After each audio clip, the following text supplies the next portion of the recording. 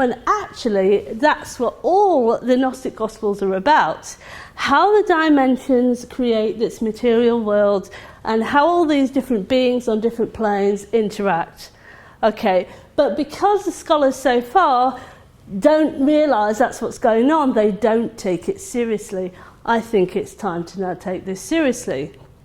So the early Gnostics were wiped out by the Pauline Church and onwards. So, Emperor Theodosius, and people think it's Constantine that wiped out all of this thing. It wasn't. There was a guy afterwards that was really horrible and burnt down tore down the Serapeum in Alexandria and all these things.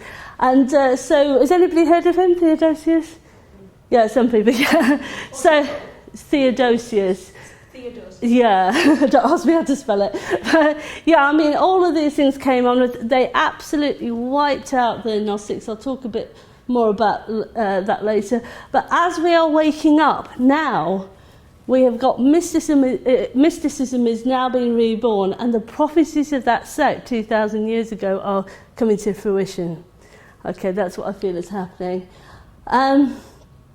Okay, so just to give you an idea as well, if in science, if you have something that is repeated throughout lots of cultures and throughout lots of situations, there's something at the root there.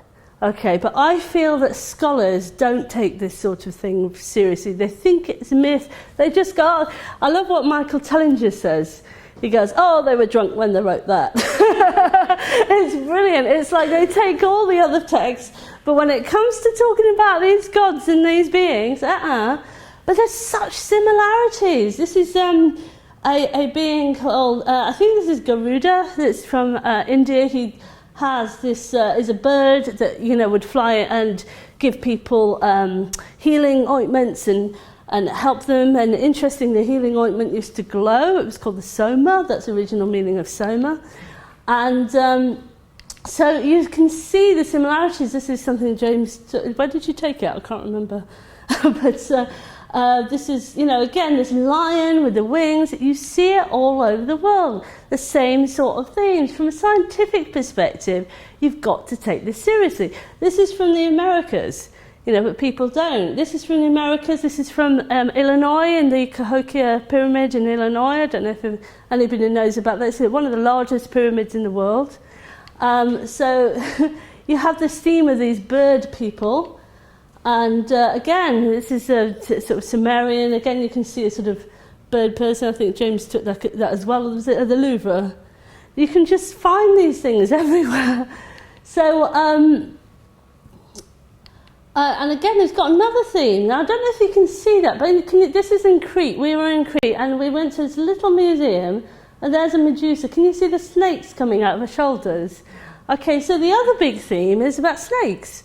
So you can see that, again, I mean, this is from Mexico, where people often talk about the feathered serpent. So you've got snake with wings. This is often a repeated motif again, and look at this. This is Fuxi in China, who was supposed to be the first emperor, and look how he's depicted, this hybrid of a snake. They're all sort of representations that people did, but they're not stupid people. They weren't just high on acid or something. They might have been, but it's like, all these people, when they're all saying the same thing. These are the Nagas of India, same sort of pattern. Do you see that? And okay, and then this is something that we actually just found in a hotel in Mexico, and again, the same sort of snake-like being. So would you agree that these are pretty similar? So when things are similar around the world, you've got to take them seriously. Well, you should be taking them seriously, but we don't. Again, the winged beings, Samaria, and this is again in the Louvre, isn't it? Can you see that? There's a sort of lion head. So all around the world, we are actually seeing the same sort of patterns. I can't remember where this is from. You took that, James, I don't know. Is that in the Louvre? So we're seeing the same sorts of pattern happening over and over again. So the common themes are there's feathered serpents, birds, hybrids, These beings were often described as highly sophisticated. Everywhere you go in the world, you're getting the same story, that they were highly sophisticated. They taught humans civilization. Why is it that civilization just appeared out of nowhere all over the world? Well, you know, they were teaching humans, this is what the people themselves said. And the scholars just go, well, let's ignore this bit and just take the bit where they were doing the science and the writing. Let's ignore them saying, well, we got this from the gods. You know, it's like, let's just... So there's often a glowing aspect of, craft that are glowing.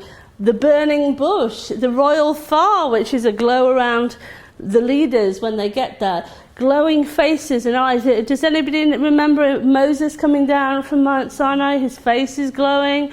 There's all these strange aspects to it. And there's often a theme. There's often an exchange with leaders of humanity. They give them power over humanity in exchange for control over their souls.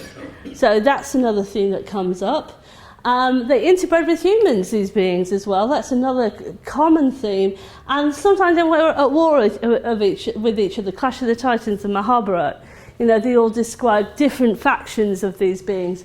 Were all these ancient people drunk when they wrote this? We don't think that you can explain one group, but from a scientific perspective, you can't explain it all away. So what really made me there's something in this. There's another book. This is back in 2004. Was reading Graham Hancock's book, because he describes how the pyramid texts and other sort of kings lists show that before the sort of dynasties of Egypt that we know about, the original rulers of Egypt, does everybody know about this, were actually the gods called Netters. Does anybody know?